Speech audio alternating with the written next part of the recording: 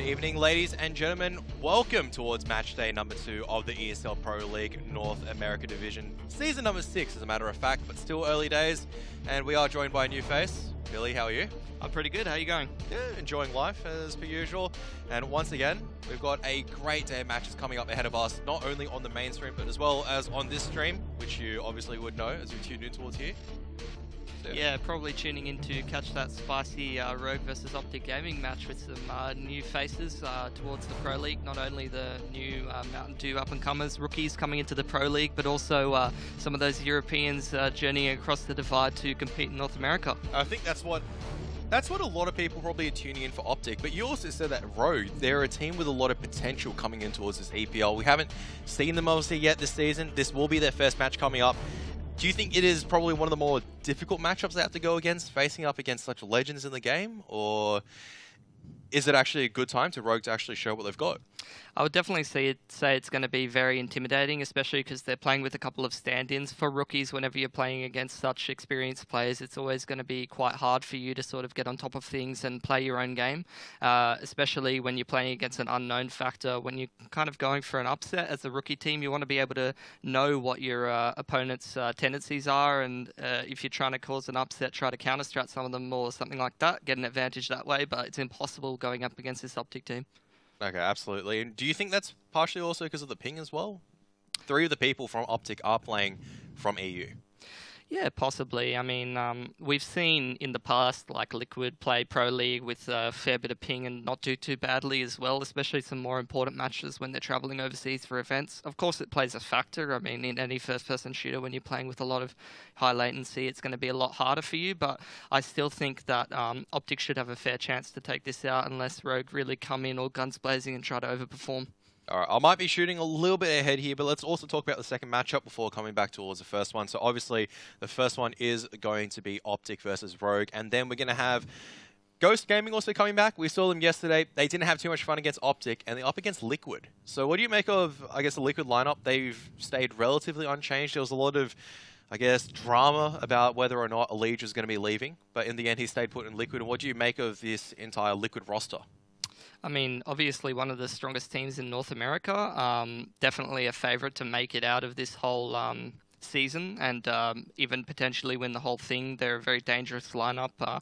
Barely didn't make it to the major, so that's got to be a bit disappointing and maybe a bit of a factor as to why they're having a bit of roster instability after the major. You always see these teams sort of, you know, see if they can make a lineup change or change some things, but I think they should be fairly stable and should be more than enough to take out a team like Ghost. Absolutely. And talking about Ghost as well, they did come alongside with Rogue from the ESA Mountain Dew League. And the third team that actually came up and was promoted towards the Pro League was also Splice. And we saw them all in action.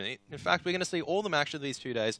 So do make sure you check it out, because the Developmental League, if you pardon myself, is very, very important, not only for the development of just the NA scene, but I guess it's just any scene inside the world. It is so important. I mean, over here in Australia, we also get to send a team overseas and they get to face off. And that's always exciting to see. Yeah, it's definitely introduces a new exciting factor, not only for the viewer, but also for competition. When you're introducing new rookies who have some new skills or upcoming talents, it definitely changes the landscape and can make a big impact on the game. I mean, even just using someone like coldzera as an example, coming out of nowhere and becoming the best player in the world consistently for like a year and a half now. It didn't really come out of nowhere, did he? I mean, people knew that he was decent, but they didn't know he was going to be... No one outside of Brazil knew that he was decent. Okay, fair enough. There we go. So, because I remember that was a very long time ago, wasn't it? Yeah. That was when they were still part of Luminosity. I think ZQK was still part of the lineup, and now he's playing for Ghost Gaming. Not too sure. This is a while ago. It was a while ago. We're reaching a bit. This is ancient CS:GO history we're talking about, not just recent history. So there you have it. Well, if ZQK's ancient CS history back in the Brazil era coming up in 2015, then you got Freiburg being the great grandfather, some kind of Gandalf wizardry figure, walking out into the NA Pro League and showing what he's got. Do you ever believe that you'd actually see the day when you have someone of all these EU caliber, not only just Freiburg but as well as Alu coming over and playing in the NA Pro League? Yeah, because NA's got mad dollars, man. You always got to. They've always bring over, all that talent from overseas and stuff like that. If you look at League and stuff like that, bringing over Koreans and stuff, it's only a matter of time, wasn't it? To bring in Europeans for CS. Yeah, exactly. That said, there's also a lot of homegrown talent for NA as well. So, yeah, for sure. So it might be good actually getting in some of the expertise of the EU players, some more experience in terms of people know what they're doing. I mean, and then trying to transfer that expertise and impart that experience on towards some of the younger, more impressionable players. Yeah, for sure. Do I use impressionable correctly, do you think, there? Let's just skip that one. Skip over that one. Yeah, yeah, of course. I mean, especially bringing over that European talent. I mean, I think a lot of people are big advocates for bringing over European players to sort of nurture the scene, especially if they're competing at a higher level of competition. It's something that, unless you're counting maybe a handful of NA players, most people in NA won't really have the same experiences and the same experience of that caliber of competition and those sort of high-level competition games. So definitely bring some valuable assets over to the NA region for a team like OpTic and teaching some of these NA scrubs, as you will, some hard-fought lessons. Well, let's take a look at the schedule, not only for the main stream, but as well for our stream today. We did talk a little bit about, obviously, Rogue and OpTic earlier on. They will be facing up against each other. And then you've got Ghost and Liquid. And then on the mainstream, what do you make of these matchups, Billy? Pretty exciting. I would say the Misfit versus CLG could be a sort of interesting one. CLG looks like they're in some pretty good form, and FNS has got some good strats going into that one. So should be an interesting match. I expect Misfits to at least get some rounds on CLG, but CLG should be able to take that one. And then you've got the Brazilian slugfest between SK and Luminosity. That should be an interesting one as well. Yeah. SK did look a little bit cold yesterday coming in towards, no pun intended, against Liquid, and then they just came roaring back on towards Cobblestone. So Cobblestone, the first map, they did smash Liquid yesterday, and Liquid are no slouches at Cobblestone. They're not a bad team, and they got absolutely destroyed by SK Gaming.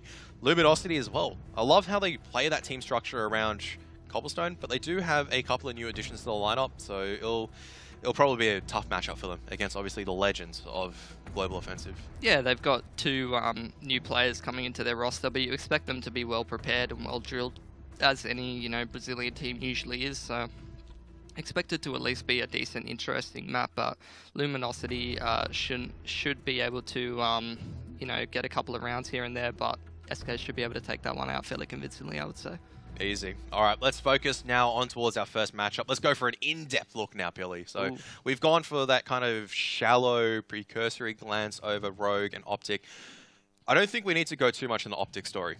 A lot of players with talent and whatnot, expertise. I mean, you also said coming in for that mad NA money. Let's talk a little bit more about Rogue, because I think you actually have a lot to talk about this young, upcoming team. I mean, yeah, there's plenty of stuff to talk about. I mean, you've got Hiko sort of trying to foster some NA talent, bring up some new sort of rookies into the scene, and they have brought through from that last, promotion spot from the Mountain Dew League, as you said. They've got some new players that we've seen around the NA scene quite a bit, and now that they're sort of moving into that tier 1 of competition, we're going to kind of see what they're made of, with somebody like Hiko sort of backing that team and bringing a bit more experience and a bit more stability to the roster. But we do have plenty of stand-ins for this Pro League match, and one of their players is a bit too young to compete for a couple of weeks now. So the first couple of weeks should be a bit of a scramble to try and see if they can get just 1 or 2 maps here and there and sort of bring the season back G2 style, perhaps, in the later portions of it. Do you think that it'll most likely for Rogue, I know we're looking way far ahead because the season has just started, do you think this will be a rough season for them, or do you think it will also be an amazing season for them? Not in the sense that they'll get amazing results. I don't think they'll make finals, but do you think they can take, obviously, those developmental steps, keep that roster intact and keep pushing forward to try to improve and make it towards the upper echelons of the NA scene? Yeah, I'm not too much of an optimistic person, especially when it Fair comes enough. towards CS. So, yeah, I see it being a very, very rough season for them, especially because even with this season, it's going to be even more challenging. And you know, if I'm looking at these rookie teams and this sort of like lower end of the spectrum in terms of the pro league, I like to sort of not so much compare them to the known factors of the professional teams that we know, like SK and Liquid and Cloud9 and stuff like that. But I like to sort of compare them to other rookie teams, and I've sort of got just a bit more hope for a team like Splice or something like that, as opposed to a team like Rogue. So Would you argue Splice is really a rookie team, given that they have a lot of these veterans on their lineup? well, they came Or out of the Mountain Dew League as well. I would say that they do have some experienced players. Like, you can't argue that Semphis is a mainstay in the NA scene, but like they have plenty of rookies as well who have a bit of pro experience and are just sort of more looking to gain some more and more experience and stuff like that. Given that they do have a bit more of the stable rookies, whereas Rogue's got players like, you know, Wrath and stuff like that, who are literally brand new, fresh youngsters coming straight into the top tier of CS, where I suppose you've got players like Drone or Davey on Splice who have a bit of pro experience, who have a bit of, you know, stability behind them. yeah, they've had a little bit of a taste of the Pro League, and they're Yep. coming back for more, as opposed towards even, I guess, Ghost Gaming as well, because we're talking, well, they are coming up later today, but Ghost Gaming and Rogue are very, very similar, I guess. You have maybe one or two experienced players or who've been around the scene for a while, and then all these youngsters who have just, you know, probably come in with Global Offensive, sunk a lot of time in, and now looking to make their huge break in towards the NA scene.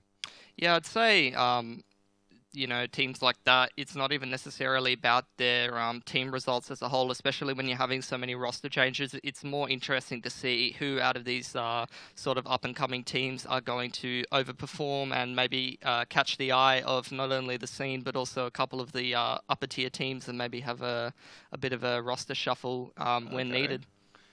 Now you brought up roster shuffle, sorry. That actually brings in a very good talking point. How much do you make of roster stability? So you just said that these players obviously want to be, I guess I'll make a reference towards Twist, obviously. Playing at Misfits, played insanely well in a couple of matches, and eventually picked up a Liquid because they saw the young talent that he had. But at the same time, do you think that just, I shouldn't say destroying, but kind of messing with the roster stability of these lower tier teams? Not only does that mess up like the synergy, do you think that's actually harmful for the scene as opposed towards helpful in the long run?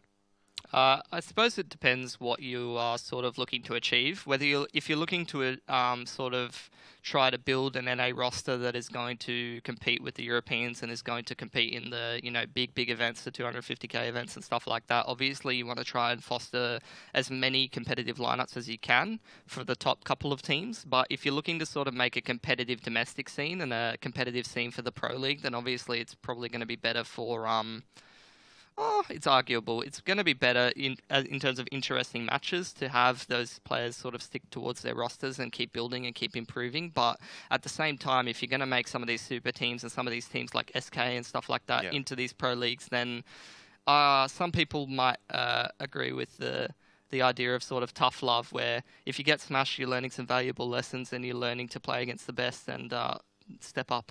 Absolutely. That's because ultimately at the end of the day, it boils down towards, I think, for the lower tier teams to force the really, really good teams to play respectful strategies.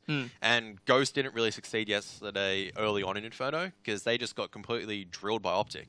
OpTic were just playing full no respect. Did you watch some of the Alu clips? Yeah. Where he's just diving down Inferno. There's just peeking lines that they shouldn't be peeking because they just know that they can punish Ghost and they don't care anymore. So for the developmental teams, I guess, they just have to try to force the teams to play respectfully first, and then that's the first step, and then they've got to you know, outplay them after they've forced them to respect them, and then after that they've got to close the game out and not choke it out once they've, you know, made it an interesting game. And you know, that's sort of a hard thing to do, to even make the team respect you, let alone sort of make it interesting and then try to close it out after that. Jumping on towards the first map, Overpass. Oh, what are your thoughts on this? Just overall for the matchup. I like balloons, so it should be fairly happy times here on Overpass, but I don't think that there's going to be many celebrations here for Rogue. I think it's going to be fairly straightforward victory for OpTic. Well, it is Rogue's map pick. OpTic have decided to go on the safety side, and once you can see the ping of Magisk, Freiburg, as well as Alu. Let's see if Alu gets off to his God Alu ways or pot Alu again. It looks like he's looking to go aggressive, but just before the match is going to start, who do you think is going to take this? Unless Rogue can really execute a nice game plan, OpTic should be able to take it. And nice little B rush here, molly out onto the barrels and the smoke onto the middle of the site. Rogue quickly taking the bomb site, but not taking the player lead as they struggle to get the bomb down here. Yeah, and OpTic are just chewing them all up. They do manage to get the bomb plant down, but they're all dead now, so first pistol round, Rogue at the very least get the bomb plant. They can't get the round. Yeah, not too bad for them. I mean, they did get the plant, so that will mean that if they save next round, they can potentially get AKs in the third round and not let OpTic get off to too much of a lead, especially with OpTic buying a couple of these rifles here. If Rogue gets a couple P250s, maybe a Tech 9 or 2, and is able to kill Mixwell, Alu, Magisk, one of those guys, and they're not able to recover the rifle, and the SMGs don't get too many kills, then it could be really good for Rogue here. So maybe just take it slow. Don't rush anything too fast. Try to get a couple pick-offs on these rifles, make it difficult for OpTic's economy so that when you do bring those AKs out into the third sort of round, you can kind of make it competitive and play with the economy. You don't want to get wiped out too quickly here. Pretty aggression coming out from Mixwell. He's far up, and what a grenade also from Freiburg, just backing him up, doing heavy damage on towards Whitmer, who's just lurking towards the monster area. Rest of the T's scattered across the map. They know they've got time to move around, and as you mentioned earlier, they want to be trying to do damage towards the CT economy. But Mixwell going to be starting off to kill the M4. Bit sad to see the Deagle go out so quickly into the game, but at least it wasn't an SMG kill, which would reap a little bit more money bonus towards the OpTic side. Interesting setup here from the OpTic guys. They seem pretty convinced that it's going to be A. I'd say that OpTic's sort of playing more towards this towards this B site because there hasn't been too much pressure towards connector and water. They should be fairly confident that it's going to be an A attack. Alright, now Shinobi going to be leading the charge, but the Tech 9 nerf means that Magisk, he does fall in the end. One of the M4s has been lost, and Alu still dealing out in the open. They're trying to find the last member. They do manage to find it, and Naf is close enough to just trade out one of the SMGs for the M4. So, at the end of the day, a little bit of damage has been done. Rogue going to be happy with it, but it's not enough really to kind of jump over the moon for. Definitely not.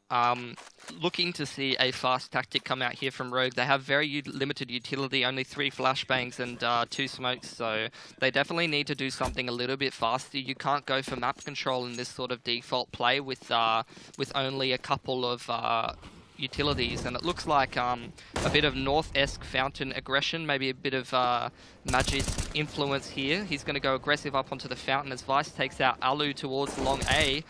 Magisk going aggressive here towards the party area, and he's traded out. So this is really looking really good here from Rogue. But Nafi also gets another one. He's coming in for this, trying to pick off Uber. Does a lot of damage, but can't confirm the kill. As a result, Rogue do at the very least have fountain control, but there's still a 2-on-3. Mixwell still alive, which is always a concern. And Mixwell has this short water control, knows that not towards B. Yeah, this is definitely the kind of position you want to play in this mid-round area. It gives you so much information onto connector, monster. You know that they're just not going B. And if they do go up A, you can go for a quick backstab up connector. Rogue playing this perfectly, sitting shoulder to shoulder to making sure that they get the trades, and they really want to close this round out. I think an interesting thing that happened this round was they did throw that smoke towards the left side and the molly into the party, and they did get Magisk up onto the fountain. So it's showing that OpTic already knows sort of how to utilize their players and what their strengths are. But out come Rogue from long A, and Mixwell takes the first and wisely does not repeat. That is actually so smart play from Mixwell. The timing as well, and OpTic, with that perfect rotation from Mixwell, just completely shut down that A site take. Rogue looked like they were in a great position. That decoy flying all the way towards Monster just might have been their undoing. They were trying to psych out OpTic into thinking that they were going towards B. But Mixwell went, no, this doesn't seem right. I haven't heard any noise. I haven't seen any rotation. That's most likely a fake. They're going through long A with Freiburg's information. As a result, OpTic, they take that one. And Rogue back onto the pistols. Another B rush here from Rogue, not too simple of a round. Shinobi's going to try and get a Molotov towards that barrel, then a flash into the site. Let's see where Vice pops this. Oh, a huge play from Mixwell. Nice little pop flash out onto the short area and nice little spray down there. Only against pistols though, so accepted result from Rogue. But Rogue, although Shinobi takes out Alu for a bit of econ damage, they really wanted to get that bomb down this round. So OpTic now up 4-zip. Rogue should be able to buy up, and not sure if the AWP has come out. Nope, it's just going to be that AKs, they have much more utility this time, so I'm fairly certain it'll be a slower base execute, but OpTic, they look to go aggressive once again on the back of this SMG. The AWP has been given in the hands of Alu as well, and there's one thing that I know Alu has loved doing recently, and that's playing aggressive. Yeah, and it really pairs up well with Magisk Boy up on this A site. Magisk loves to go aggressive up in this fountain area, and it looks like they're going to go 3 aggressive up towards this A side of the map. Magisk playing in front of the smoke, as he likes to do, completely catches Vice off guard and makes it a quick 4 versus 4. But nice little trade there from Shinobi onto Magisk as Mixwell takes out Uber. We just got fights happening everywhere, all across the map, but the CT's coming out a little bit ahead, and they're going to rotate into the short area. Naf takes out Whitmer. That's huge 4 versus 2 here for OpTic, and they've been surviving with a lot of players in these rounds, Kevin, and they're going to get their economy rolling on this CT side. It's going to be extremely hard here for Rogue to sort of make a foothold in this game. Mixwell's already 10-0. I know he got 4 kills in the anti-eco, but that's absolutely ridiculous. He's just locking down the short area right now. Just perfect rotations. These SMGs, Naf once again on the MP9. It's giving me flashbacks towards Inferno yesterday. He's destroying these fully kitted AK-47s with probably the weakest SMG that you can get outside of the Bison. And OpTic 5-0. Naf doesn't even want to go for an AK, he just goes, this is my gun. Doesn't need one, as he's clearly showing us here. EU editions of the lineup not really needing to do very much, and looks like a couple of pistols and armor coming out for Rogue here, which is what you'd expect at this point in the economy. If they were to force up AKs or Galils, they really wouldn't have too many grenades, and they've got full loss bonus here, so good little adjustment here as Alu missing that shot. Maybe a bit of ping issue there. And, I love this teamwork though. Look at that coming out from Magisk. It's beautiful. Rogue Hiko is able to trade him out. 4 versus 3 here. Nice little pop flash out there as Alu struggles to no-scope a player who's shoulder peeking him with 150 ping. Can't imagine that is too happy times there for Alu. Well, it's up to Hiko, who's only got 30 HP, and Alu full clean up with that USP towards the end. But I just love that play, the adaptation coming in from OpTic. They realized the danger that Underpass presented, and Magisk instantly covered off with an incendiary grenade just in time to make sure Alu gets away safely. And that's just, even then, that high ping, that communication, it's a positive start towards OpTic's campaign. Nice little adjustment here coming out from OpTic. Alu going to take the AWP probably towards short B, try to stop a bit of that short B aggression. Whitmer is also going to pick up his own AWP, and they're going to go for a contact play out Monster. Whitmer's just going to scope up on the angle, wait for them to go over aggressive on Monster like they have been. They've been taking every gunfight so far, and contact comes out short, long B. Hiko with the entry, 4 people on the B bomb site, and OpTic's got 0 control of this B site. Alu with 2 huge frags, and Mixwell takes out 1, and it's a 4 versus 2 in the blink of an eye. Yeah, they know exactly where Hiko is as well, but Hiko, another 2 headshots. He's down towards 21, but he's still alive, doing damage. Shinobi's now coming back to reinforce his teammates. It's down towards a 2-on-2. Molotov going deep, but is it deep enough to force Hiko out? It will force him out. Magisk will be able to finally clean him up. Damage has been done, and Shinobi is trying to land this spray, but won't be able to tag up Magisk too heavily. Naf is already on the ground, coming through, but he's not needed because Magisk from heaven will take down Shinobi. A clean 7 zip so far. This is just absolutely demoralizing if you're a Rogue fan. For OpTic fans, I guess this is what you're expecting. Yeah, Clean, definitely. Good fun if you're an OpTic fan. Green wall up.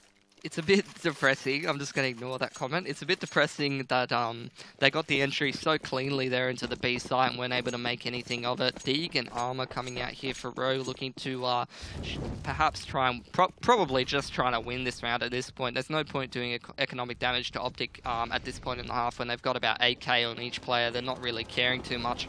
You're just looking for a couple of Deeg headshots, pick up a couple of those rifles and try to take the round from there. Yeah, it's not looking too great here for Rogue, and as you said, I think you said this was their map pick, so it's looking a little bit grim for them. And I have been in this position before, you know, when you're a rookie, going into a map against a team that has a lot of big name, you know, players on it, or players that you respect that you would consider better than you, and you go off to a fast lead. Things can get out of control really, really fast there. You know, when you're going down 7-0, and a lot of the rounds are ending quite quickly, they're going aggressive on you. You can start to feel like there's just nothing that you can do at this point, you know.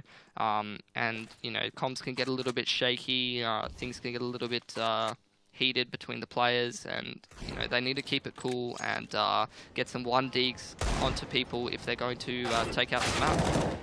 Oh, we're just going to be starting up with a pick and trade, so to speak. He's got the AWP up, but he misses a shot towards Vice. Needs to be careful, because there are more people coming in, but Naf and Magisk going to be getting kills, but they do fall towards the Deagle and the Tech 9 of Rogue, and it's now going to be a 2-on-2. AWP in the hands of Shinobi, but he has to go back and retrieve the bomb. Freiberg, Hiko is watching the line, but Freiberg with a better peek takes him out.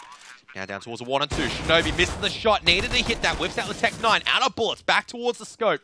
He's going to be looking in towards Truck, misses the flick, and Mixwell ready and holding the angle. Nothing Shinobi can do after missing the shots. And OpTic, well, they do concede a bomb plant, and Rogue may send some blood in the water towards A side, but it's still 8-0. Don't know if I'm too much of a fan of Hiko just basically going hold my beer and telling his teammate who had the AWP and full HP to go grab the bomb while he went aggressive with the Deagle there. But it's not much you can really say when you're down, you know, 7-0 and it's a 2v2 situation. Things are getting a little bit heated and communication's not what it should be. So, you know, doesn't really say too much about what's happening. Maybe just about, you know, the state of the game at the moment. Looks like another heavy towards Fountain sort of area. They're expecting Magisk or Alu to go aggressive up on that party area, try to get some kills and see if they can trade out like they did in that first gun round that almost went their way. So good approach here from Rogue. Hiko got his little lurk on towards that B monster. What do you think of this lurk towards B? Do you think it's good to sort of try to keep a couple players towards B and see what you can do, or do you think it's a bit worthless to have that one player towards Monster? It's a bit worthless because OpTic have already sussed out what's going on. Mixwell took Under's control very early on with the AWP and then just scopes down short and just goes, there's no one chilling out. There's one AK firing. It's most likely the lurk, and Mixwell just through a tight angle also gets a pick on towards Vice as well, and he just instantly falls back. Good to see him actually pick up the AWP. He was enjoying it a lot yesterday. I think he said on Twitter, it's like, it is amazing being the secondary AWPer. He doesn't have to be relied upon as a primary AWPer anymore. And he's thriving at the moment with the rifle from the AWP. They are still going towards the A site, but Hiko needs to start making his way back. 40 seconds left in the timer. And OpTic have kind of sussed out what's going on. Alu. Oh, perfect Molotov. Will force Whitmer to push forward. But Whitmer will still get the kill on towards Alu as well. But now they know how many people are actually coming in towards the A bomb site. Naf holding close. Whitmer leading on the entry, but Naf with the headshot. Uber going to try and get the trade, but he loses the bomb. He loses his life as well. Magisk popping out. Also, taking out Shinobi, who's just looking towards too many angles at the same time. And Hiko's just completely out of position. Does manage to pick off one, but with 13 seconds left, you can see OpTic looking to come in for the kill on Freiberg.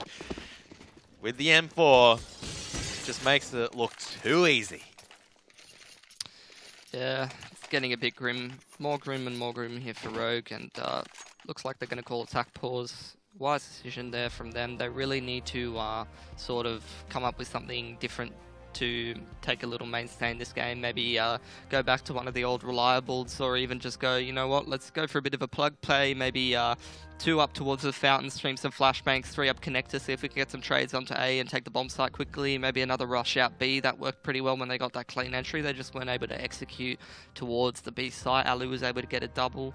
Just need to trade a little better. Some of the rounds don't look too bad from Rogue when they're sort of trading 1-for-1, but when you get down into those 2v3, 3v3 situations, 2v2 situations, and you're versing a team of OpTic's caliber, any of those players can single-handedly take the round upon himself, say, hold my beer and kill everyone. So there's not really much you can do as Rogue. You need to get a decisive advantage in this game and run with it, instead of either getting completely decimated or going even. You need to take one up. When you're an underdog team, you need to do what you can to sort of fight dirty, as it were. Still amazing to see that OpTic is still playing with at least a modicum of respect. It's still not all no bars, no respect yet. They're not pushing every single round. The Really? early, not yet. It's only Mixwell that's just going around. And if you're... Naf with the MP9, huh? He did it yesterday, Okay. mind you. So, and he was very good at it. He got 3 kills on against AK-47s. So if he keeps the MP9 and just does that damage and he builds up bank, why not? I think he was sitting at 16k as the fastest member on his team as well. So, and he's playing quite well. The EU guys obviously chipping in and contributing, but so far it's really just a Mixwell and Nap show. And calculating economic play. I got 3 kills once. Have you got 3 kills before, Karath? No, I don't think so, man. Never. It's my teammate's fault. That's true. That's the old fallback excuse, and Rogue will be forcing up in this round. They do have enough, and Mixwell looking to get aggressive with the AWP. If you only knew what we knew, he barely misses a shot on towards Whitmer. And Alu with the AWP will take down Hiko towards B Monster. So Rogue just spread out in the moment. OpTic just making it look too easy. Beautiful read there from OpTic. You know, Rogue takes the pause and they go, let's chill out, let's do a default, spread out. OpTic's going ultra aggressive, showing no respect on us, and we need to slow it down and try to punish them for that aggression. But it doesn't matter when you're caught off guard like that from Whitmer. He knows that Freiburg's trying to sort of secure that bomb control, but flash was not good. Good shoulder pick there from Vice, but this round's already looking a bit depressing here, and nice little change up with the double orb there from OpTic. They know that Rogue's trying to slow down the game. Magic in his signature spot there at the fountain. Done so much damage there against many teams and crushed a few French dreams. But look at the positioning coming in from Shinobi. He will be able to get the flank on towards Alu eventually, and he's just slowly moving right now. Vice also coming towards the B side, so it's all going to boil down towards this B side action, and Alu gets caught out, and Shinobi's just slowly clearing the lines at the moment. It's going to allow them to come towards B, and Alu's going to get caught off guard. There's the headshot. It's going to be the go signal towards B. But Naf, he's already sealed this off. He knows that there's only one position that Vice can be coming in from. And Vice is going to peek it. He finds the headshot towards Naf. This could be the round for Rogue. Even after such a great start for OpTic, they have let it slip just a little bit. Magisk has to drop the bomb carrier, though. He tags up Vice quite low. Shinobi's going to peek. They double peek. But Shinobi does finally clean it up. What a great lurk coming out, which will allow Rogue to pick up the first round. But look at their economy, Karath. Like, if they won that round just down to the wire in the 1 versus 1, 10 seconds remaining. If they lose this round, their economy is going to be absolutely screwed, and they're going to go down to a quick disadvantage in this game. However, buying those double AWPs has not made it easy on OpTic's economy either, and if Rogue strings a couple to go in a row, they might even be able to force OpTic on maybe a singular eco. So perhaps another free round in the bag, but let's focus on them winning this round. Shinobi just running with his knife out, throwing a bunch of flashes. Whitmer with the huge 1B through the smoke on Magisk. So quick advantage here for Rogue, which is definitely what they need. They just need to stop this aggression in the mid-round. Now that they've got the advantage, chill out, hold the angles, wait for OpTic to get aggressive and try to even up the stakes, and see what you can do from there. Alu's just still chilling out, so aggressive towards toilets. He doesn't care.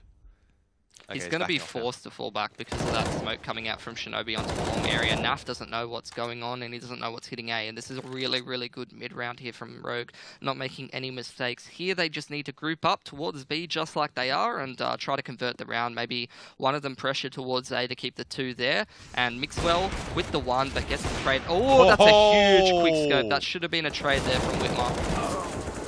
But Vice with 2. 2v2 here, and the health's really favouring OpTic though, and they're both rotating from the CT side, so... The bomb's not on the site as well. They have to use all this utility just to try to get on. Only a single flashbang left. Nap still has a smoke. Alu with a molly and flashbangs. Molotov not going to go on the site though. Alu's just watching the line for now. It's going to allow Naf to cross. No, Naf can't get across because Vice is going to get the pick, and now Alu down towards a 1-on-2. Vice does manage to escape and will be able to take down Alu, so Rogue do string it all around together. On the back of just maybe a bit of a misplay from OpTic, and they are dropping lower money, but I still think they're going to force up onto this. And Mixwell with the 1, but gets the trade. Oh, that was a huge play there from Mixwell with the quick scope. But Vice really being the defining factor in this game. He's picking his team up by the bootstraps, 10 for 10, evening up his KD, and a lot of impactful kills as well, especially on these post-plant positions. It's not just his last alive and getting kills. These are kills that are helping Rogue actually secure. So Shinobi and Vice both lifting their game. And Shinobi playing risky, won't work against Alu, who does manage to get the kill at the end of the day. And they are coming in towards Party at the moment. Alu just by the bare margins misses a transition. It's really the trademark of a experienced AWPer being able to play these fallback angles so cleanly as he barely misses a shot onto that, but it's not going to matter because OpTic has full connector control running up and down as they please. 4 versus 2 here, advantage once again to OpTic, and unfortunately Vice isn't alive, so unless Hiko's keen to roll back the years and get his clutch on, I don't think this should be a rogue round. We'll have to wait and see. They are committing towards the A bomb site very, very far up already, but Naf has made his way towards Truck as the MP9 in hand. What a shot coming out from Whitmer. And Naf does a lot of damage, but can't get the kill with the MP9, so it's just the 2 UMPs left rotating up from the B bomb site. Flank goes down at default. That grenade could be huge if it takes out Whitmer. It does, so they can guess where Hiko is, but Hiko has to play aggressive and try to take the 2 1-on-1s. He's going to pick up 1. Now Freiburg knows where he is. He's just dancing around. Hiko, he can't land the shots. And Freiburg is going to get another crucial win for his team. I'd say crucial still, because OpTic don't want Rogue to get too far ahead in this round. They want to kind of just close out the CT half 13-2 right now. But Rogue do have enough cash to kind of force up into the next one. Yeah, definitely not. No? Yeah. Anyway, OpTic 10-2 here against Rogue.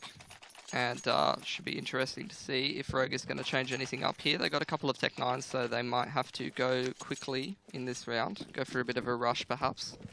Looks like going to be a lot of players towards that party area again, keen to get the trades on Magis, perhaps, or Alu getting aggressive once again. Hiko even lurking with that passive out towards the short B. Oh no, Alu. They're coming towards him, but he's got the auto shotgun. He's going to have to make this work. Tech 9s and AKs leading the way. Alu's spotted them out. He's going to miss every single shot, though, with that ping. And this is going to mean that they do have the unders control. Also have short control now as well, so it's just spraying back and forth. Mixwell very, very close towards tagging up Shinobi. Spray still coming through, but otherwise no further action just yet. Holding patterns for both teams. Freiburg, did he not see Hiko there? Probably did. He's chucking an underarm towards the monster area. So Mixwell playing in front of the smoke. Maybe Uber might be hearing a couple of those grenades being thrown. And Rogue definitely grouped up towards this B area, but OpTic reading this well. They're leaving 1 solo on the A bomb site to hold and stacked up towards here. And here comes the execute from Rogue. Freiburg will get 1, but Mixwell's going to be taking down Freiburg. He's managed to find 2. Naf also getting traded out after picking up Shinobi. So now down towards a 1 or 2. Magis can't land the shot. And once again, it's Vice. 3 kills with a Galil. Not even an AK-47. He's making it happen right now for Rogue. 10-3. OpTic forcing up once again. Well, they have to.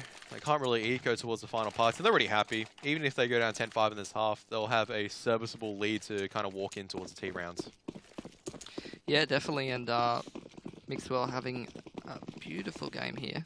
It looks like 5-man rush towards the B site. They're just going to take it as fast as they can, and Freiburg's only got an ump. 25 bullets is not enough to kill 5 players, especially when you're only placed on the site, but beautiful positioning from Freiburg, playing the retake game, punishing Whitmer for his over-aggression into the short B area, and Rogue's going to be wondering what the hell's going on. Why is the B site completely open? And they've got full control of it, but OpTic players coming in from all angles, and Rogue cannot be sure whether they're coming through CT or not, and they're not, so they have to dedicate a player to watch it. They have utilised the boost area, though. Mixwell's going to be flashing himself out of tunnels, but that's a good dodge from Hiko, but it's not good enough. Vice completely blind. Mixwell picks up 2. Magisk also chimes in the P250. He's all to Uber right now with the UMP, but he's surrounded from all sides. Freiburg at the same time does take down Magisk. OpTic just on the retake, just swarming in and just swatting Rogue away like flies. Just too easy for them right now. The beautiful thing about that retake actually was we saw Mixwell's POV where he underarmed the flash through the smoke and went charging in, but the thing that you didn't see was the fact that his teammate from Monster actually threw a flash to his right with him running in with it, and it blew up behind him and blinded the other Rogue player who was just around the corner, who was able to run past and easily take out. So showing great teamwork from a team like OpTic, who's playing on high ping and is completely brand new, as this B rush comes in once again. Mixwell's nearly surrounded, but what a flick to still get 3 kills. Mixwell's having a party and a half at the moment, and App's also chiming in. He says, I can do good as well, and it's 12-3 at the moment. So OpTic do manage to close that out, that half quite successfully. They'd be looking for that 15-0, but hey, they'd be happy with 12-3. The 3 rounds that Rogue did pick up, they did earn. Yeah, definitely. I mean, I'd say it was more Vice versus OpTic for that half. He was really doing some great impact plays, especially in the XVX situations. He was taking out a couple of those rounds just single-handedly. But if Rogue is even going to be competitive in this match, they're going to need a pistol and then about 3 gun rounds in a row, and then they'll even it up and make it interesting, and they're going to need definitely more than Vice to step up in this CT half. Perhaps it might be a little bit easier for them to play against players with higher ping when they're sort of peeking into their angles. They're playing the CT side, they just need to put their crosshair somewhere and sort of wait for somebody to run into it. And when a couple of those players have higher pings, it should be easier for them. But I would say that OpTic's a pretty easy shot for winning this game. Well, let's see how it's going to go. OpTic, can they close it out? Let's find out after a short break.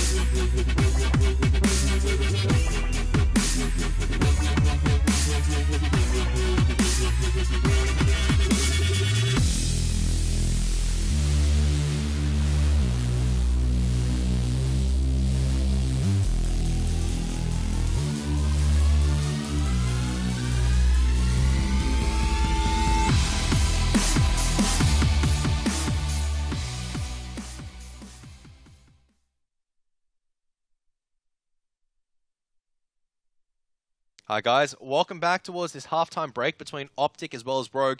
If you just tuned in, we are on Overpass, but OpTic, well, they're just making it to look absolutely over at the moment because Rogue are just getting hammered. 12-3 at the moment, but at least Rogue are going into the CT side. If they can string together a few pistols, as you said, it will make their life a little bit easier for the comeback. But at this stage, do you even think that's possible?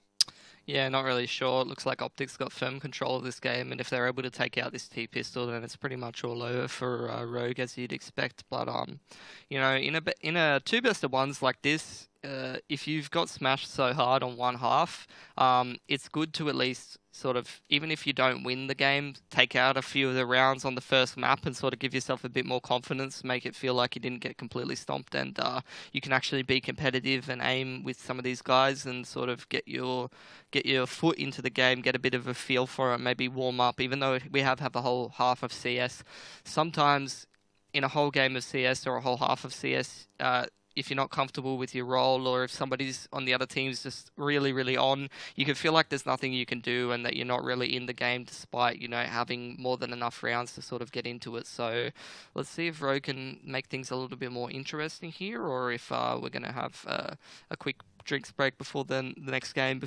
sooner than we might have expected. I'm going to guess that we're going to have a faster drinks break than not. It's just at the moment, Mixwell is just in godly fashion, 24 kills. That's just painful. It really is. If you think about it. Mixwell's having just these games of his life. He looks like he's been rejuvenated. He's looking fresh, and on unders contest. As soon as I say the unders contest, Mixwell picks up another kill. Magisk also joins in the party as well. Whitmer at least picks off Mixwell. So, and Vice also takes down Magisk. So the bomb's also lost, and Naf has to dance around between 2 angles. It's going to be a risky time for him to try to retake the bomb. Did he just push it outside? Yeah, I was actually wondering that. I'm like, if you close the door, does it move the bomb on the outside of the door? And now we all know. I think this was covered in one of the videos from... There's like very limited ways that you can move the bomb.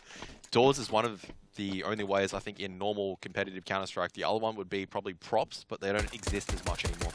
Oh, that's fairly interesting. Thanks for the lesson, Kevin. Don't thank me. It's another influential YouTuber that taught me that. Alright.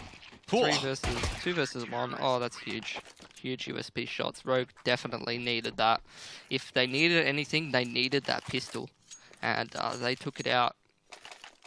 So, let's see if OpTic's going to go for a bit of a force buy with a couple of the Tech 9s and armor. Obviously, Tech 9's not as good as they used to be, so Deagle being more of a popular choice somewhat nowadays. Go for a bit of the slower T pistol. Spread out, try to get some headshots and see what you can do. But a lot of them, 2 of them have opted for Tech 9s, and Magisk has got himself a smoke. 4 in connector, and they're going to be smoked off. That's a ballsy play there, just walking straight through the smoke. With the Tech 9. It might just work out as well, because Uber, in this close position, would be in trouble. He's been spotted out. There's no way for him to go except to try to take these kills right now. The CTs are trying to fall back, but that grenade doesn't really get anything. Alu does manage to... Well, they just line up for Naf at the moment, because he just takes down 2. And, well, Hiko has to hold this off. He's doing well so far. He's dropped the bomb carrier. He hasn't been surrounded yet. Magisk missing a lot of these shots, but he runs out of bullets eventually with the UMP, which means that the bomb surely should be able to go down. There is that single HE grenade on Vice, which is going to be absolutely critical, but it's been thrown, and it doesn't do enough damage to the bomb carrier to allow it to go down. And Freiberg dodges a flashbangs. Vice nearly misses a lot of bullets, and it's down towards Mixwell. Whitmer's doing well so far. Whips out the USP. Mixwell, what are you doing? He turns around with the MP9 and takes down Whitmer. So OpTic win the force. Here comes the counter force from Rogue. There's no way they eco this. They need to take this round out, and it's always that last bullet, isn't it, Kevin? You can land the first 8, but when it comes down to the last one, you can never quite get it. It's like Mixwell's like, oh, I gotta run away and just reload this Deagle, and this teammate just goes, no, you got an MP9, just turn on him. It's like, oh, okay, and he just turns on him and just gets the headshot. As nice little call there from OpTic to walk straight through the connector smoke, no fear. Based Alu leading the boys into battle, straight onto the A-bomb site, and they do take the round out as Magisk punishes Shinobi. And nice little trade back there from Whitmer. He needs a couple more of those 1-digs if they're going to take this round out, and he's not able to take any of them out. Mixwell is going to be taken out by Vice and Naf, spraying through with the Galil, can't find the pick, and has not spotted out Hiko just yet, holding towards that ABC line. Uber coming in from unders. CT going to be smoked off, and Hiko is lurking towards the edge. Uber, he might just be spotted out by Alu. Alu has spotted him from behind. Easy Tango neutralized for him. Tango down. Roger that, Roboducky. 10-4. Hiko with the 1D onto Magisk. 2 versus 1 situation here. Flashbang comes out. Interesting flash, but Alu's going to take him out. And round well executed there from OpTic. Losing a couple of guns here and there, but it's not too bad when you're up 14-4. Nothing is too bad when you have Mixwell almost dropping a 30. I would say that's a fairly a good thing, and that's absolutely standard Mixwell when he's on form. He has huge impact into the games when he is on form. He's absolutely unstoppable. And wise things from OpTic with the new lineup to build around Mixwell as Magisk opens it up onto Whitmer. I wonder how this lineup really came about. I wonder if Mixwell, you know, Hex, you know, or whoever was on OpTic is in charge of sort of the roster shuffles, goes to Mixwell, alright, what players do you want? And he just names all the free agents, and Hex is like, alright, there you go, you can have all of them. Could be also after, you know, Rush and Tarek left. Oh yeah, of course, I mean, there's no doubt that, you know, that was a catalyst, I reckon, for OpTic or for Mixwell to kind of debate, what am I going to do? Of course.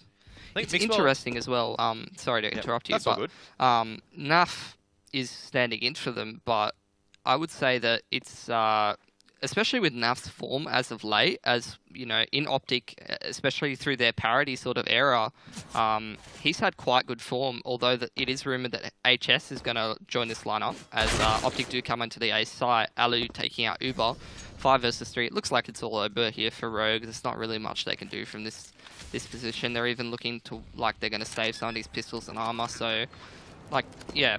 As I was saying, you know, Naf's had some really good form for OpTic, even throughout their, you know, unstable lineups, and their biggest result, if we remember all the way back to that result against Astralis, I believe it was at E-League, though I can't entirely remember. Naf had a huge game that we'll all remember that made people, some people sort of rate him quite highly. Maybe not the most consistent, but you could say the same for Mixwell. Like, both of those players, when they have their explosive games, they just win the whole game for you. And that's two interesting players to keep on your team. So it'll be interesting to see if they are going to definitely pick up HS into this lineup. Because, in my opinion, it wouldn't be too bad to keep Naf, to be honest. I think as well, I was looking at a lot of the articles, it's not that NAF doesn't want to play, I don't think he can relocate to the EU. And it's very dependent on OpTic whether or not they want to kind of invest in towards that EU infrastructure for NAF as well. So I think they wanted to keep him. I think. That's why they may be taking their time. Maybe OpTic decides, or maybe the players go, no, we really actually want to play with NAF. Can we actually get him on board for the EU? Maybe NAF has other commitments towards NA, you know. You've got family and everything. It doesn't make it that easy moving over consistently towards EU that entire time. As we're speaking about that, though, Freiburg does manage to get one. Also, we'll get the second on towards Uber. They have to play aggressive and Vice. They're just going out in the middle of the open right now. Mixwell will fall surely with the assistance of Vice. Somehow still alive, but for much longer, I'd say, as OpTic decide to back off towards A. They realize there's two on B site, there can only be one on A. Yeah, it's looking like dire straits here for Rogue, and yeah, not much they can really do. OpTic's wisely quite spread out, trying to punish any aggression. One of the Rogue players looks like it's Whitmer going aggressive through the short pub to get some information. Two players moving up towards this A bomb site to try to defend it. Magisk is on the lurk, but he's going to be neutralized in this round because Whitmer's made a quick move up connector, but they're completely ready for this. However, it doesn't matter when you've got a strafing ump aiming wherever the hell he wants, just completely neutralizing Freiburg instantly. 2 versus 2, Magisk with some great positioning coming up through here, connector, but Whitmer was ready for it. Magisk takes him out anyway. 1 versus 2 here for Hiko, and unfortunately it's not 2013 anymore, so I'm not feeling too great about his chances in this round.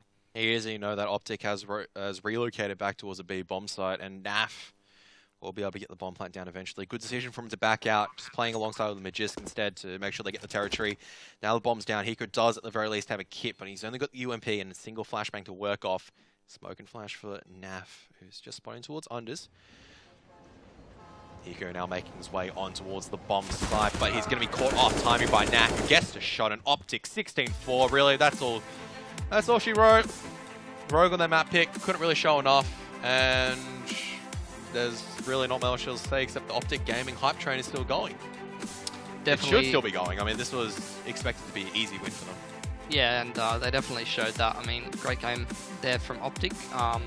Didn't really need to do too much. That was interesting to sort of take that game out, sort of just stock standard stuff. Looked like they were playing a bit of an FPL and just sort of making the best of it. I would say that the key factor for OpTic, I mean, apart from the fact that just caliber of players is, you know, undoubtedly higher, is that it looks like already early on into the lifespan of this team, a lot of the players are sort of being utilised to their strengths. You see Magisk Boy going aggressive, Alu with the AWP, Mixwell going quite aggressively. Freiburg looks like, as many people would have expected, is sort of playing more of that supportive role that you'd expect. So interesting to see how that sort of blooms in the future, how it progresses, and perhaps they should, you know, sort of become more of a mainstay in the EU scene and the sort of top echelons break into the top 10. This is really just going to be a highlights reel for OpTic at the end of the day. This just kills all across the board. Otherwise, there's not much to discuss about. It's just better crossfires, better team positioning. Rogue couldn't make a single dent really on the CT side, and with Mixwell coming in the form that he's really in, what do you do? He's just headshotting you left, right, and center. It's just, it must be frustrating to play against someone who's just absolutely red hot at the moment. Not just today. He was red hot yesterday as well. He's been in some great form, and it looks like it's just that confidence as well. The fact that he knows, like, he's playing with the guys most likely that he's enjoying playing with. He no longer has the burden of playing the primary AWP, which I knew he had to do in the previous OpTic lineup. He's free to choose whether he wants to AWP or with the rifle now. Yeah, and I really think that, you know, as much stick that Mixwell might get from some people for being, you know, the kind of very vocal person about, oh, I don't want to AWP, I don't want to do this, I don't want to do that. I really think that, you know, it kind of makes sense when you sort of look at his play style in ways like, you know, that map, he was everywhere. Yes. He went exactly where he wanted to go. He did exactly what he wanted to do, and it really worked well for him. It looks like he has sort of a really good intuitive feel for the game. He says, I am Mixwell, I go frag here, and then he frags there. So it's really good to have a player like that on your team because they can sort of take over the game for you when they're on form. Be interesting to see how he continues that form though, because when your aim's just a little bit rustier or you're versing a little bit better of an opponent, you go running into connector on overpass and peeking cold zero or something like that. Some of the time you just get your head banged straight off. So, you know, against Rogue, it's not too much of an issue. You can just play no respect and frag everyone, get 30 bombs, buff your HLTV rating easy. I don't think he needs to buffer his HLTV rating anymore. It's insanely high, as far as I know. Probably not as high as some of the other regions where where you have people versing lower tier opponents, but definitely high for a region at NA. I know there's a lot of, memes and jokes about NA, but it's still at the top echelon when you're versing like those teams like Cloud9, when you're versing those teams like Liquid as well as SK Gaming. It's not easy to have high impact ratings over a consistent period of time. So Mixwell definitely doing well for himself, and so far OpTic, positive signs. But going in towards, I guess, we'll just take a quick preview towards the next one. What do Rogue need to change coming to the next map? I mean, they need to show up to play. A lot of their players sort of didn't really get too much going in that game. They all need to have a consistent effort. We need to see a couple more of those sort of rounds where they were trading out and able to convert the round. We need to see impact plays from the individuals. We saw Vice really stepping up in a couple of rounds, and I would say that he won 3 of those 4 rounds that they even won. And I think one of them was the T-pistol. Yes. So, they won 3 CT rounds thanks to Vice, and then they won the T-pistol, and that's all they got done on Overpass. They really obviously need to show up to play a little bit more. They need to have a little bit more in the tank on Mirage, and I think the only thing that I can really say positively for them for that whole Overpass game was Vice played well in those couple of key rounds, and also they seem to have a good idea of, Magic Boy is going to go aggressive on us in Fountain. Let's send 4 people there and try to trade out and do what we can. So maybe if they can sort of recognize some of the things that OpTic's doing well and exploit that, they can get a couple of cheeky rounds here, maybe get their economy rolling a little bit more. But even after that, they're going to have to play straight up a little bit more after that and then make sure that they can close out the game. I really don't see them taking out Mirage. All right, too easy.